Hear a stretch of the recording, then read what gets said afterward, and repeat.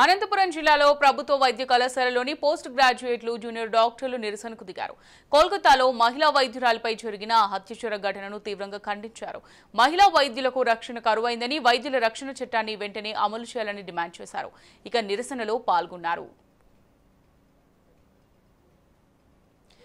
ఇక అనంతపురంలో జరుగుతున్న వైద్యుల నిరసనపై మరింత సమాచారం మా ప్రతినిధి సూర్య అందిస్తారు. 9వ తేదీ కలకత్తాలోని ఒక ప్రభుత్వ వైద్యశాలలో ఏదైతే మహిళా డాక్టర్ పైన అత్యంత పాశవికంగా రేప్ చేసి మర్డర్ చేయడం జరిగింది. దాంతో దేశవ్యాప్తంగా ప్రతి ఒక్కరు కూడా దిగ్భ్రాంతి అనేది వ్యక్తం చేశారు. అదేవిధంగా అనంతపురం జిల్లా ప్రభుత్వ ఆసుపత్రిలో జూనియర్ డాక్టర్లు, పీజీ విద్యార్థులు కలిసి పెద్ద ఎత్తున గత 3 రోజులుగా నిరసన తెలియజేసుకుంటున్నారు. ఇప్పుడు మనతో మాట్లాడడానికి మీరు సిద్ధంగా ఉన్నారు. ఒకసారి మాట్లాడదాం. బాబు, చెప్పండి, అసలు ఏం జరిగింది అక్కడ, ఏంటి, ఎందుకు ప్రభుత్వం స్పందించడం లేదా? అటు రాష్ట్ర ప్రభుత్వం కావచ్చు, కేంద్రం కావచ్చు, మీ డిమాండ్స్ ఏంటి? మేము ఇక్కడ ఈరోజు దేశవ్యాప్తంగా జూనియర్ డాక్టర్లు ధర్నా చేయడానికి గల ముఖ్య కారణం కలకత్తాలో ఒక వైద్యురాలిపై జరిగిన అత్యాచారం మరియు మర్డర్. దీన్ని ఖండించాల్సిన బాధ్యత ఒక వైద్యులుగా, ఒక మనుషులుగా అందరిపైన ఉంది.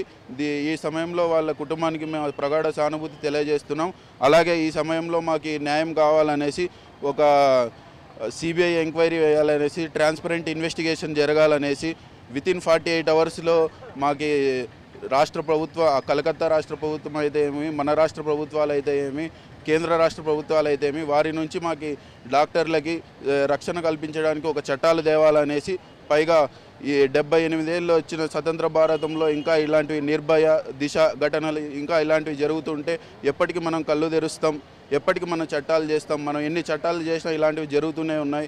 ఒకటి మర్చిపోయాం, ఒకటి చేసాం అంటే మరి ఇంకోటి ఇలాంటివి జరుగుతూనే ఉన్నాయి. ఎప్పటికీ వాగుతాయి అనేసి మేము కేంద్ర రాష్ట్ర ప్రభుత్వాలని విన్నవిస్తున్నాం. సెంట్రల్ ప్రొటెక్షన్ యాక్ట్ అనేది తీసుకురావాలనేది మీ ప్రధానంగా డిమాండ్. అదే గనక వచ్చిందంటే అమలు అయితే ఎటువంటి రక్షణ ఉంటుంది డాక్టర్లకి? మెయిన్ మేము ఎప్పుడైనా వర్క్ చేసేది పేషెంట్స్ కోసమే. మేము పేషెంట్స్ కోసము హాస్పిటల్ ఎన్విరాన్మెంట్లో వర్క్ చేస్తున్నామంటే మాకు ఒక ప్రొటెక్టివ్ ఎన్విరాన్మెంట్ ఉండాలి. మేము ఒక ప్రొటెక్టివ్ జోన్లో ఉన్నాము. మేము మా డ్యూటీ అనేది కంప్లీట్గా ఫుల్ఫిల్డ్గా మేము చేస్తున్నామంటే మాకు ఒక ప్రొటెక్టివ్ ఎన్విరాన్మెంట్ ఉండాలి.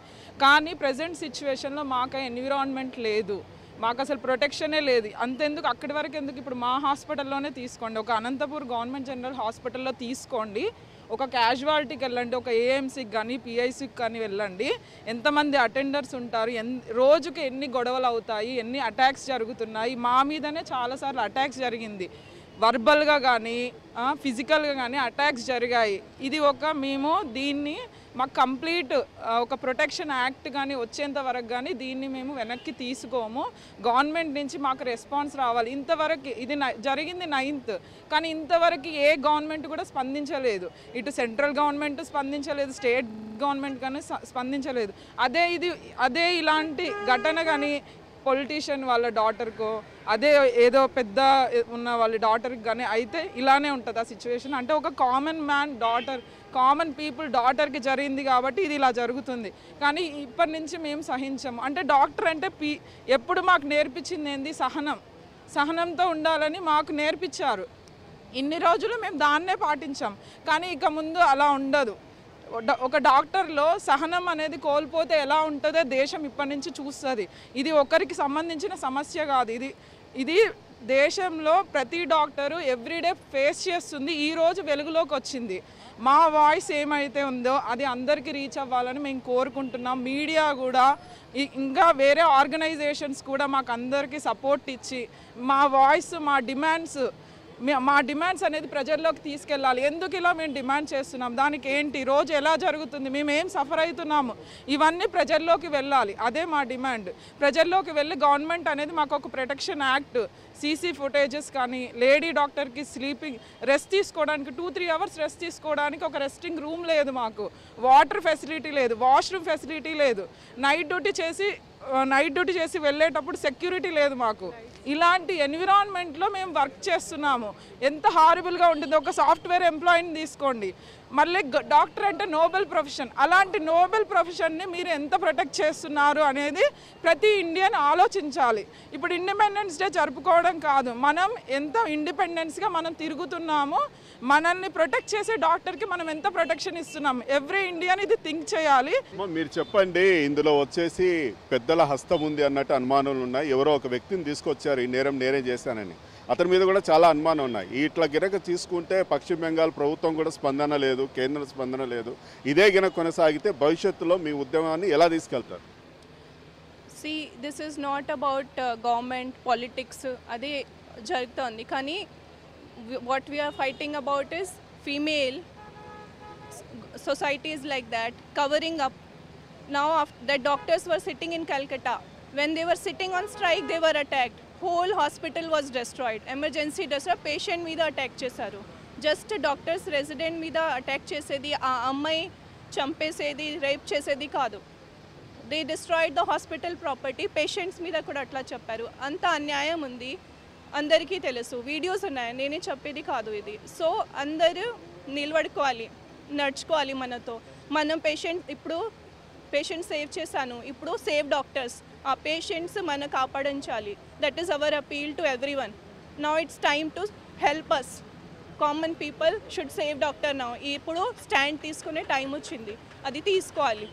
ఓకే అమ్మ, మీరు చెప్పండి, ఈ ప్రభుత్వ ఆసుపత్రికి ప్రతిరోజు కూడా దాదాపుగా 2000 మంది అవుట్ పేషెంట్లు, ఇన్ పేషెంట్లు కూడా వేలాది మంది ఉన్నారు. మీరు చూసారంటే ఇక్కడ ఈ నిరసన తెలియజేసుకుంటున్నారు. వాళ్ళకి వైద్య సేవలకు ఇబ్బంది కలుగుతుంది కూడా. ఏదైతే ఆల్టర్నేట్ ఏమన్నా మీరు ప్రయత్నాలు చేస్తున్నారో దీని గురించి?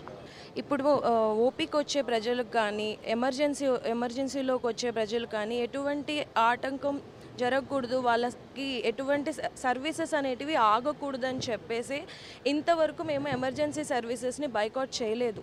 ఇప్పటి వరకు మేము ఓపీ అంటే ఓన్లీ పీజీ డాక్టర్లు మాత్రమే ఓపీను ఎలెక్టివ్ వార్డ్ రౌండ్స్ ఇవి మాత్రమే మేము బైకాట్ చేసాము. గత 3 రోజులుగా మేము ఇదే చేస్తున్నాము. ఓపీకి వచ్చే జనాలకి చూడడానికి పెద్ద డాక్టర్స్ కూడా ఉన్నారు. మేము పీజీ స్టూడెంట్స్, మాకంటే అసిస్టెంట్స్, అసోసియేట్స్ వాళ్ళందరూ మేము ఇక్కడ బైకాట్ చేస్తున్నాం. వాళ్ళ వాయిస్ మా ద్వారా మేము చెప్తున్నాము. అందువలన ప్రజలకు ఎటువంటి కష్టం జరగలేదు. కానీ 3 రోజుల నుంచి మేము ఇంత పోరాడుతున్నా కూడా ఇక్కడ ఏం జరుగుతుందో కనీసం వచ్చే ప్రజలకు కూడా, ఓపీకి వచ్చే ప్రజలకు కూడా తెలియదు. అందుకే మేము ఈ రోజు నుంచే మేము ఎమర్జెన్సీ సర్వీసెస్ పీజీస్ మాత్రం బైకాట్ చేయాలి, మనం దేనికి పోరాడుతున్నామో అది అందరికీ తెలియాలి అని చెప్పేసి మనం ఇక్కడ కూర్చొని నిరసన స్టార్ట్ చేసాము. ఈ రోజు నుంచి రిలే నిరాహార దీక్ష కూడా చేస్తున్నాము. ఓకే, ఇది వీరు చెప్తున్నది. ఏదైతే భారతదేశ స్వతంత్రానికి సాధించి 78 సంవత్సరాలు అవుతుందని మనం నిన్ననే సంబరాలు జరుపుకున్నాము. అయితే అది ఎందుకు ఏంటి అన్నట్టు కూడా వీళ్ళు ప్రశ్నిస్తున్నారు. ఒకవైపు వచ్చేసి మహిళలు చదువుకోవాలి, ఉన్నత స్థాయికి వెళ్ళాలి, అప్పుడే దేశం అభివృద్ధి చెందుతుంది అన్నట్టు ఒకవైపు చెప్తున్నారు. మరోవైపు చూస్తుంటే రక్షణ అనే కరువు ఉంది. ఈవెన్ నిందితులు ఎవరు అన్నది కూడా రాష్ట్ర కేంద్ర ప్రభుత్వాలు కూడా తెలుసు, వాళ్ళు యాక్షన్ తీసుకునే దిశగా పోవట్లేదు అన్నట్టు వీళ్ళు నిరసన తెలియజేసుకుంటున్నారు. ఇప్పటి వరకు 3 రోజులుగా శాంతియుతంగా చేశారు. ఈ రోజు నుంచి ఎమర్జెన్సీ ఏదైతే ఉన్నాయో ఆ విధులు ఉంటామన్నట్టు ఈ పీజీ విద్యార్థులు అన్నది తెలియజేయడం జరుగుతోంది. కెమెరా పర్సన్ ముఖేష్, ఆర్కే సూర్య, రాజ్ న్యూస్, అనంతపురం నుంచి.